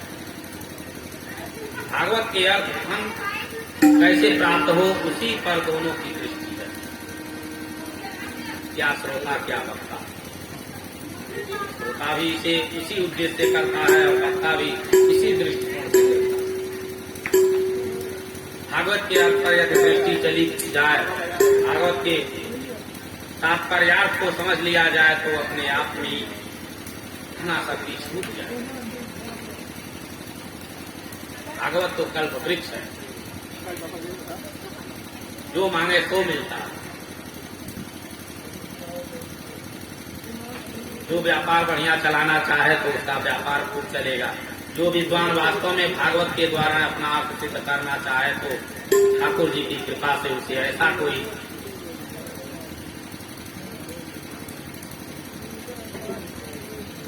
कोई ही कथावाचक हो जा, वो भागवत की कल्प वृक्ष की छाया में बैठ सकेगा। परंतु भागवत के तात्पर्यार्थ को यदि कोई समझ ले तो वह परम हंस हो जाए। सुखदेव जी ने जैसे निष्काम परमहंसों का यह परम धन है। यद वैष्णवा नाम धनम। परमहंसों की यह पावन संगीता है। तुम्हारा लक्ष्य क्या है? तुम्हारी कामना क्या है? उसी की पूर्ति करेगा। भक्ति मैया को इस प्रकार से नारद जी समझा रहे हैं। भक्ति मैया गदगद होकर के बोली, नारद जी मेरे बड़े भाग्योदय हुए हैं जो आपके दर्शन मुझे प्राप्त हुए। धन्य है नारद जी जिसकी महिमा स्वयं भक्ति मैया गा रही। जयति जयति जयति जगति माया यस्य कायाधवस्ति वचन रचनमेकं केवलं चाखलस्य पदमपि यातो यत्कृपातो ध्रुवोऽयं सकल कुशल पात्रं ब्रह्मपुत्रं नतो। हे ब्रह्मा जी, हे मानस नारद जी, आपकी यह जो आपकी एक वचन पर निष्ठा करके प्रयाधोनंदन प्रहलाद भक्ति के परमाचार्य बन गए। आपके अनुग्रह को प्राप्त करके ध्रुव जी महाराज तो 5 वर्ष की अवस्था में ही साक्षात भगवान को प्रकट करने में समर्थ हो गए। आज ध्रुव लोक में चमक रहे हैं। बाबा मेरे बालकों पर कृपा की। नारद जी बोले, माता जी आप इतनी दुखी क्यों हो रही हैं? अरे जिन प्रभु ने कौरवों की कुत्सित सभा के बीच से द्रौपदी की रक्षा की, वे कृष्ण कन्हैया आज भी हमारे मध्य विराजमान हैं। स कृष्ण क्वाप्नोगतः, वे कहीं चले नहीं गए हैं, बल्कि आज भी भक्तों के हृदय में हैं। इसलिए आपको किसी भी प्रकार से चिंता नहीं करनी चाहिए। आप तो गोविंद के पास कर्मों का स्मरण करो, दुख अपने आप भाग जाएगा।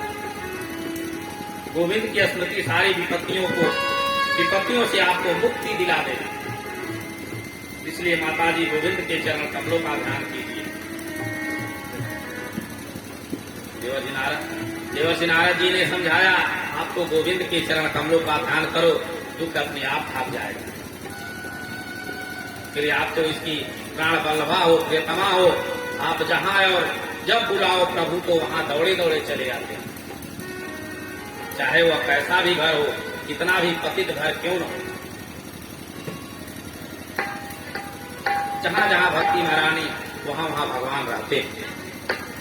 चाहे वह व्याघ्र का घर हो, व्याध का घर हो, बहेलिए का घर हो, रैदास का घर हो, मीराबाई का घर हो, किसी का भी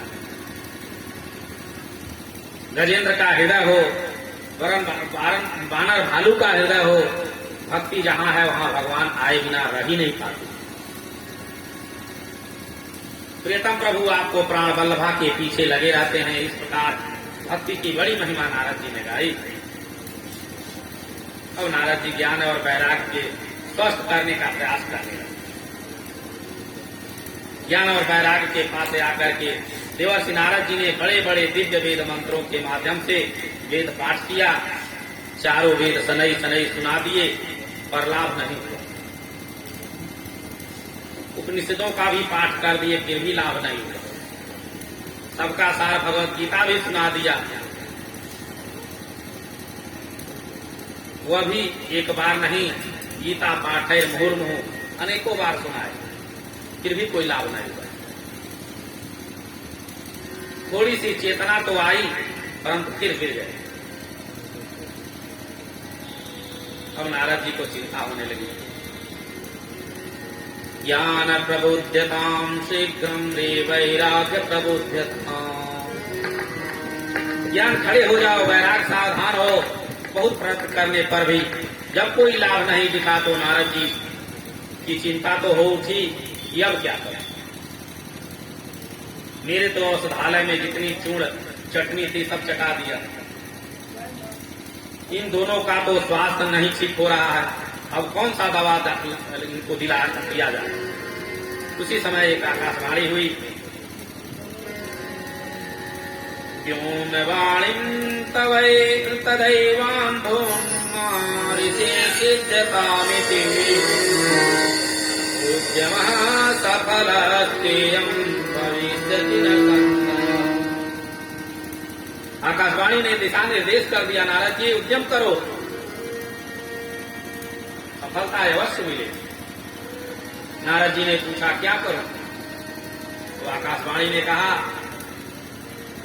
ये तदर्थम तो तत्कर्म सुरक्षे त्वं समाचर, सत्कर्म करो तभी स्वस्थ होंगे। वह सत्कर्म कैसा होगा या कोई संत तुम्हें समझाएगा। अब नारद जी सोचने लगे कि आकाशवाणी ने तो बात स्पष्ट नहीं की, घुमा फिरा करके बात की। कोई संत का नाम भी नहीं बताया कि मैं वहां जाऊं, अमुक महात्मा के पास जाकर के मैं पूछूं, मैं सीधा पहुंच जाता। या दवा का ठीक नाम भी नहीं बताया कि वो दवा ला करके मैं दे सकूं। सत्कर्म करो, कोई संत समझाएगा। दोनों बातें गोलमोल हो गई। तो इतने में उपनिषद और गीता के पाठ सुना रहा था। क्या सत्कर्म नहीं था? यदि यह सत्कर्म नहीं है तो सत्कर्म का स्वरूप कैसा होगा? कौन संत समझाएगा? चलो ढूंढते हैं, कोई न कोई तो जरूर मिलेगा जो समझा देगा। नारद जी निकल पड़े और महात्मा मिलता है, उसी से प्रणाम करके पूछते हैं, महाराज जी बताइए सत्कर्म क्या है? छोटे मोटे महात्मा तो वैसे ही नारद जी के हाथ जोड़ करके निकल जाते हैं। अरे नारद जी ब्रह्मा जी के पुत्र हो, सारे ब्रह्मांड में तुम्हारी गति है, इतना दुनिया भर में घूमने वाले महात्मा हमसे आकर के पूछ रहे हैं सत्कर्म क्या? मैं क्या बताऊं?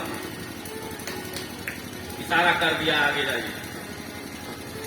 आजकल हमारा मौन व्रत चल रहा, मौन खुलेगा तो बात करेंगे।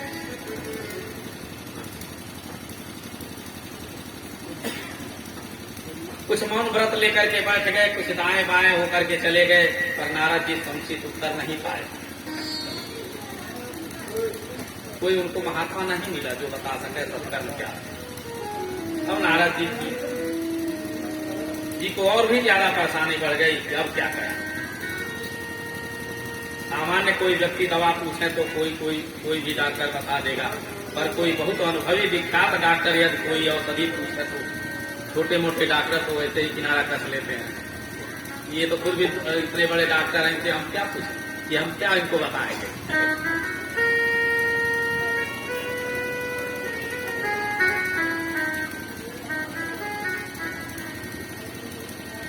नारद जी को अपने में कम संत थोड़े ही थे, महान संत, उनको जवाब देने वाला कोई नहीं, साहस उठा पाता। जब कहीं से कोई भी जवाब नहीं मिले तो नारद जी सीधे बद्रीनाथ की ओर चल पड़े। भगवान सोच करके नारद जी बद्रीनाथ में विचरण कर रहे थे कि सनकार्य चारों भाइयों से भेंट हो गई। नारद जी अपनी पूरी कथा व्यथा सुना। महाराज अब आप ही बताइए, आपने मेरी चिंता का कारण पूछा है, मैं तो समस्या पूरी सामने रख दी। आप कृपया बतलाइए कि सत्कर्म कौन सा है जो आकाशवाणी ने मुझे बताया था। महाराज आप भी कोई साधारण महात्मा नहीं है। आपकी सबसे बड़ी विशेषता तो यह है कि सदैव वैकुंठ में पहुंच गए। वहां भगवान ने नित्य पार्षदों ने जब आपको रोकने का दुस्साहस किया तो टेढ़ी घुट्टी से 3 जन्म के लिए उसे धरती पर गिरा दिया।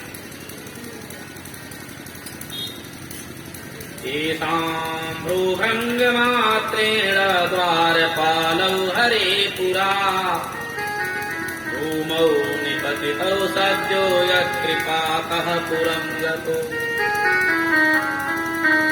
मृत्यु टेढ़ी करने मात्र से भगवान के नित्य पार्षद नीचे गिर गए और आपकी कृपा से ही फिर पुनः अपने 24 घंटों में हरि शरणम हरि शरणम हरि शरणम मंत्र का जप करके श्रीमुख में चलता रहा। इसलिए जरा आयुष्मान न बाधते, आपको कभी बुढ़ापा आता ही नहीं। पूर्वजों के भी पूर्वज हो गए, पर आप जैसे संत और कहाँ हों, कृपया मुझे बताइए। यह सत्कर्म कौन सा है जो आपका स्वामी ने मुझे बतलाया था? नारद भैया मुस्कुराते हुए बोले, नारद जी, मात्र इतनी सी बात को लेकर के आप इतने परेशान हो? बिल्कुल चिंता त्याग दो, सावधान, हमारे पास समाधान हमारे पास है। मां चिंतां कुरुदेवर्षे हर्षं चित्ते समावह उपाय सुगमामसाख्योऽत्र वर्तते पूर्वैव हि।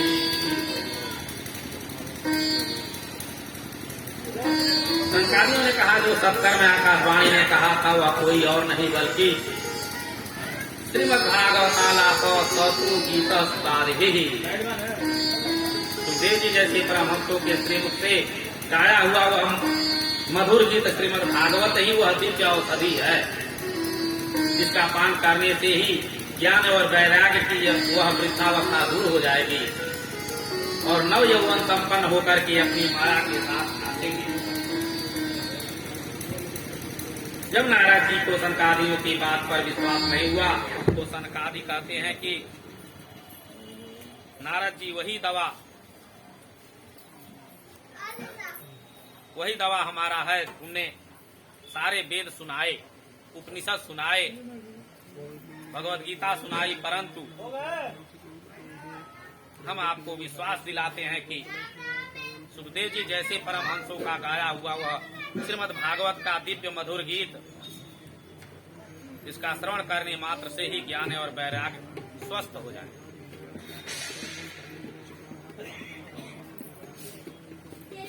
कृष्ण गोविंद हरे मुरारे हे नाथ नारायण वासुदेव।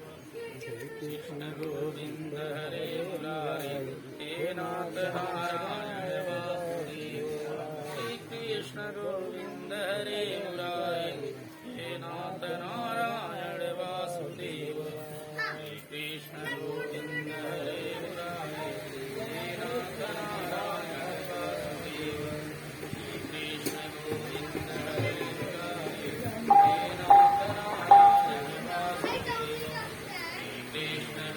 हरे मुरारे हे नाथ नारायण वासुदेव।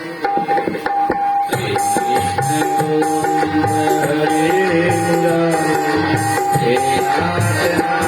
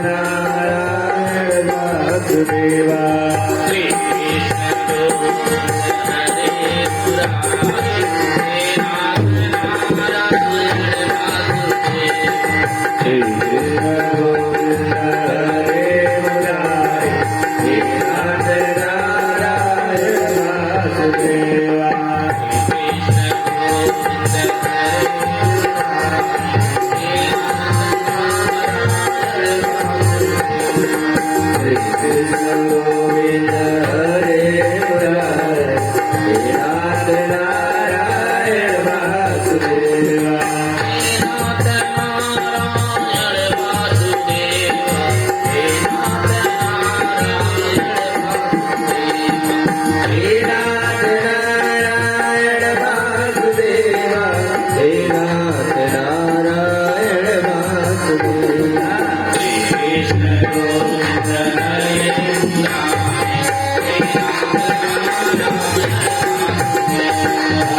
कृष्ण गोविंद हरे मुरारे हे नाथ नारायण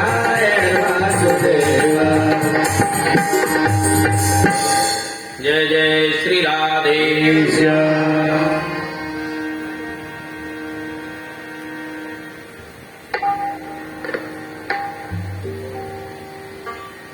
नारद जी बोले, महाराज भागवत तो मैंने भी पढ़ा है, मेरे पिता ब्रह्मा जी ने ही मुझे भागवत का अध्ययन कराया था।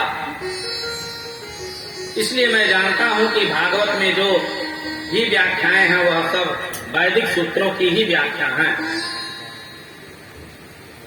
वेद रूपी वृक्ष का ही तो फल श्रीमद् भागवत है। जब वेद उपनिषद सुनाने से कुछ नहीं हुआ तो वेदों की व्याख्या करने वाले ग्रंथ श्रीमद् भागवत से भला क्या हो जाएगा। सनकादि मुस्कुराते हुए बोले, नारद जी, कोई आम का मीठा फल खाने वाला यह कहे कि वाह, फल जब इतना मधुर है तो वह वृक्ष भी कितना मधुर होगा। जिसने इसको पैदा किया है और फल को त्याग कर कोई वृक्ष चबाने लग जाए तो क्या माधुर्य मिलेगा? स्वाद लेने के लिए फल का ही सेवन करना पड़ेगा, वृक्ष में स्वाद नहीं मिलेगा। दूध से घी निकल जाता है, पर जो काम घी करेगा वो दूध नहीं कर सकता। घी से दूध नहीं बन सकता, दूध से घी बन सकता।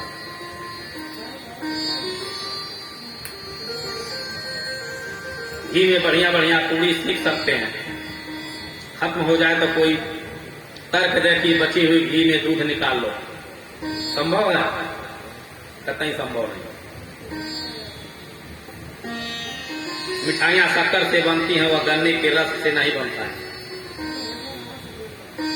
इस प्रकार विविध दृष्टांतों से जब सनकादियों ने नारद जी को समझाया तो नारद जी की शंका तुरंत दूर हो गई। और नारद जी हाथ जोड़ करके बोले, भैया अब मैं समझ गया।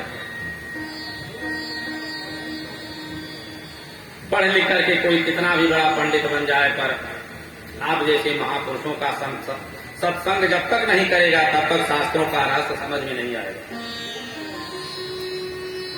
पर आप जैसे महान संतों का दर्शन भी ऐसे ही नहीं मिल जाता। भाग्योदयेन बहुजन्म समार्जितेन सत्संगमं च लभते पुरुषो यदा वै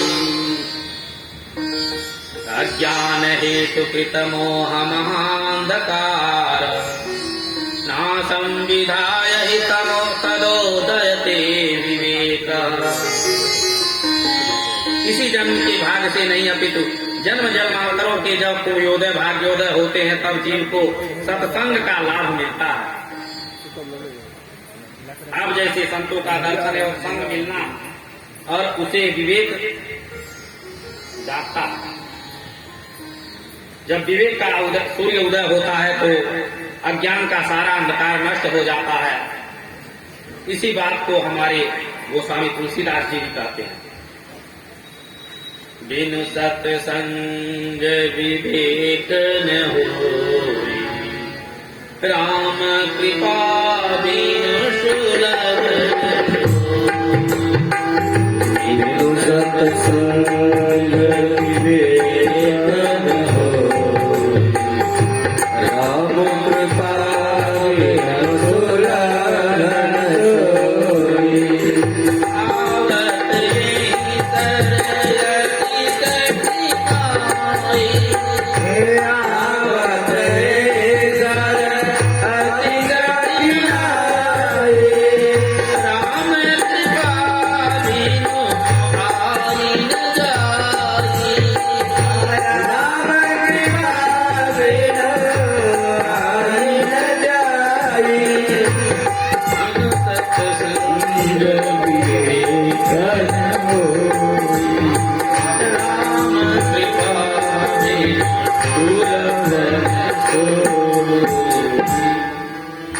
सत्संग की सरिता में सरोवर होने का सौभाग्य उन्हीं सत्पुरुषों को प्राप्त होता है जिन्हें गोविंद अपनी कृपामयी चुंबक से खींच लाते हैं।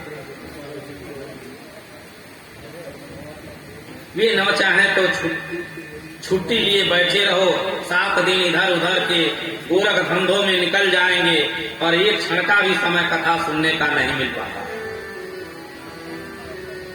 चाहकर भी लोग नहीं आ पाते। जिन्हें हरि अपनी कृपा से चुंबक रूपी खींचेंगे वही इसमें सम्मिलित हो सकता है। नारद जी बोले, महाराज मेरा परम सौभाग्य है कि आप जैसे संतों का मुझे दर्शन प्राप्त हुआ। अब तो मैं आपके ही श्रीमुख से भागवत संहिता का श्रवण करना चाहता हूँ। शंकराचार्य बोले, नारद जी हमें तो ये कहीं प्यारी जगह लगती है, माँ गंगा के पावन पुलिन पर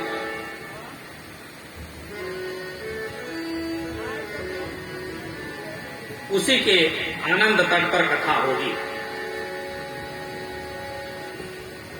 गंगाधार समीपे तु तटमानंद नाम।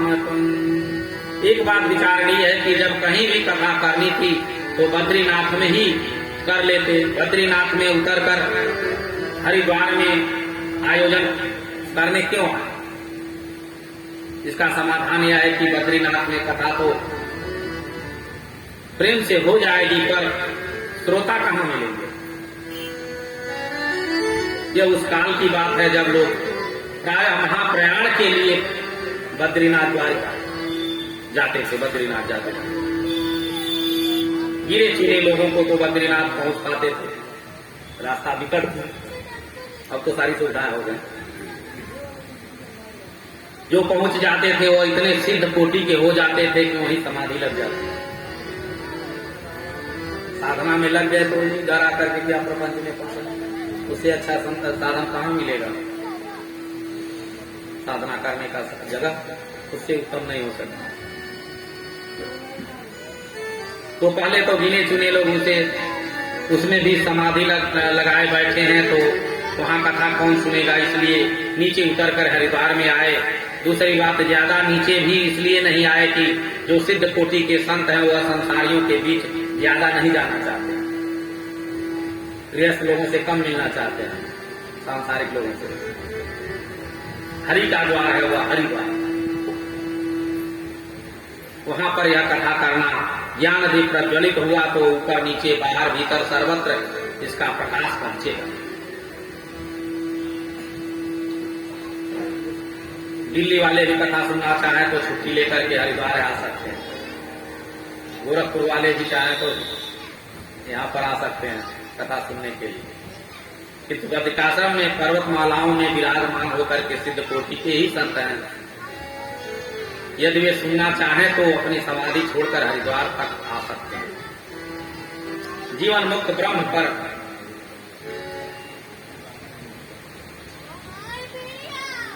महात्मा लोग ध्यान समाधि आदि छोड़ करके नीचे आ जाएंगे और संसारी लोग नीचे से थोड़ा ऊपर जाएंगे।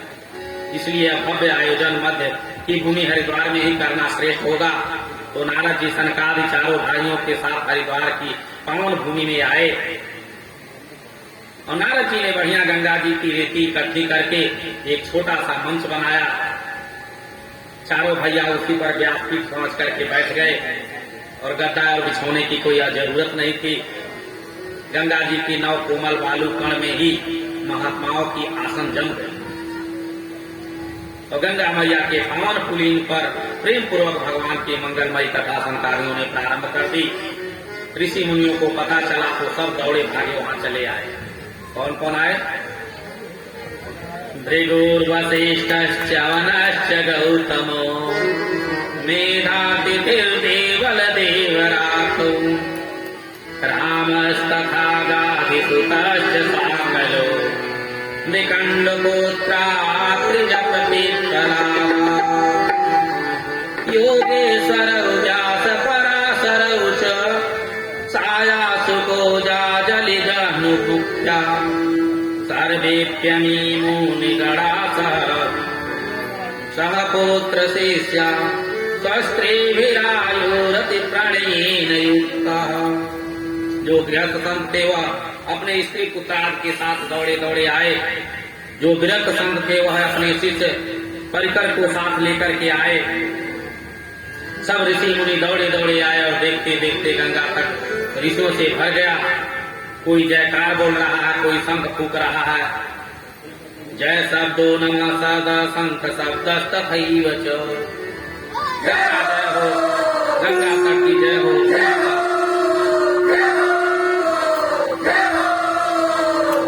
उस पावन संतों के समाज के मध्य सनकादियों ने कथा करना प्रारंभ कर दिया। यदा सेव्या सदा सेव्या श्रीमद्भागवती कथा यस्या श्रवणमात्रेण हरिचित्तं समाश्रयेत्। भगवान की कथा सदैव श्रवण करने योग्य है। इसके श्रवण करने मात्र से चित्त में हरि चिपक जाते हैं। वह टेढ़ी टांग वाला द्रवीभूत चित्त से ऐसा गड़ जाता है कि तुम निकालना भी चाहो तो निकलने वाला ना।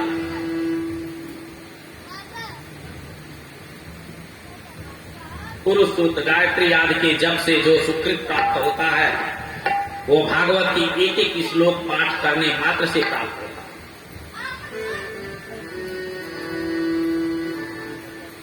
मानवपन पाकर भी जिसे इस परम भागवत को प्राप्त नहीं किया हुआ चांडाल के समान है, गधे के समान है, श्वास लेता हुआ मुर्दा के समान है। इस प्रकार न जाने कितनी गालियां दे डाले। नारद जी ने पूछा, महाराज आप क्यों गाली दे रहे हो? सनकादि बोले, यह गाली नहीं, हम नहीं दे रहे हैं। एवं बनंति देव समाज मुखिया, ऐसा आकाश में खड़ा पूरा देवता समाज का था।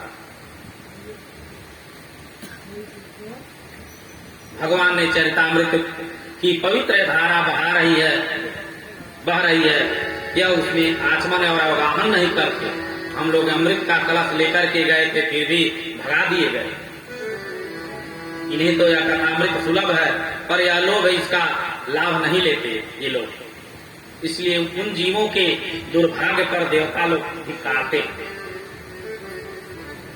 शंकराचार्य चारों भाई भागवत की महिमा मुक्त कंठ से गा रहे थे कि उसी क्षण एक दिव्य अलौकिक नाम संकीर्तन की ध्वनि सुनाई पड़ी। सब देवता क्या देख रहे हैं? भक्ति सुतौ तौ तरणौ गृहीत्वा प्रेमैकरूपा सहसा विलासी श्रीकृष्ण गोविंद हरे मुरारी नाकेति नामानि मोर्वदन्ति।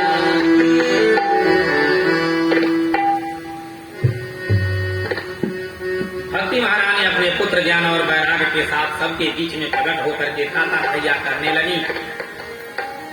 झूम झूम करके नाम संकीर्तन गाओगी। समस्त श्रोता समुदाय भक्ति मैया के साथ भगवान नाम संकीर्तन में लीन हो गए।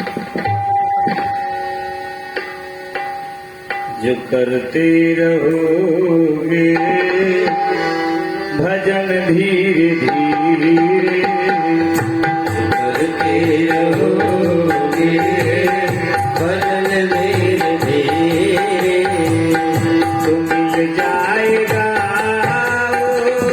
सजन धीरे धीरे, सजन धीरे धीरे। जो करते रहोगे भजन धीरे धीरे, जो करते रहोगे भजन धीरे धीरे।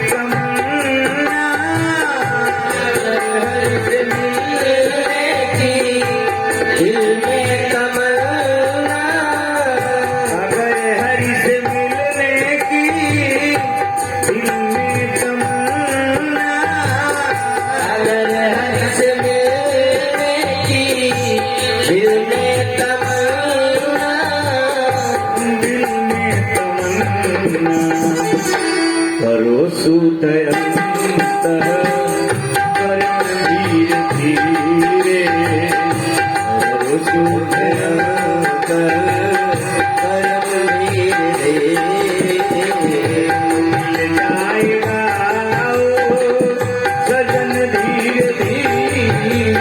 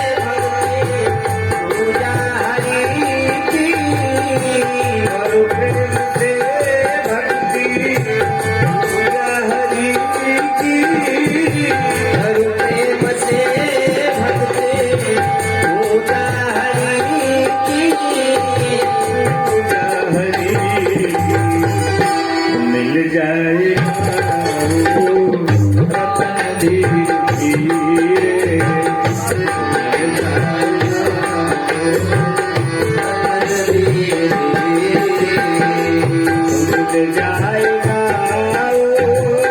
सजन धीरे धीरे, सजन धीरे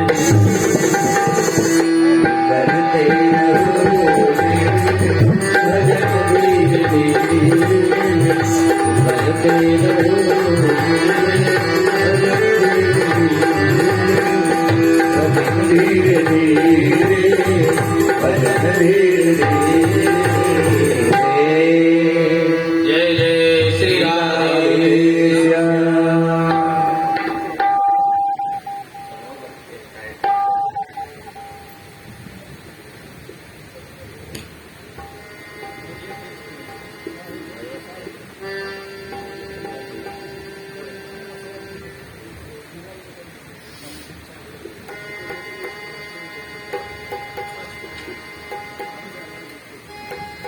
बीच में थोड़ा सा विराम रहेगा, तो सब लोग जो जल चाय वगैरह लेना चाहें वो ले लेंगे। उसके बाद फिर शुरू होगा, वो 9 बजे तक का एक बार थोड़ा ब्रेक देगा।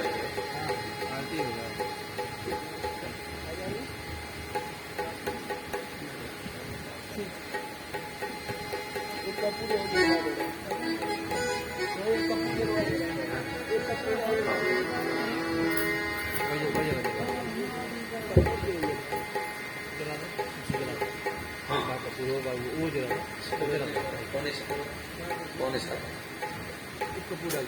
9 बजे वीडियो बंद कर दीजिए।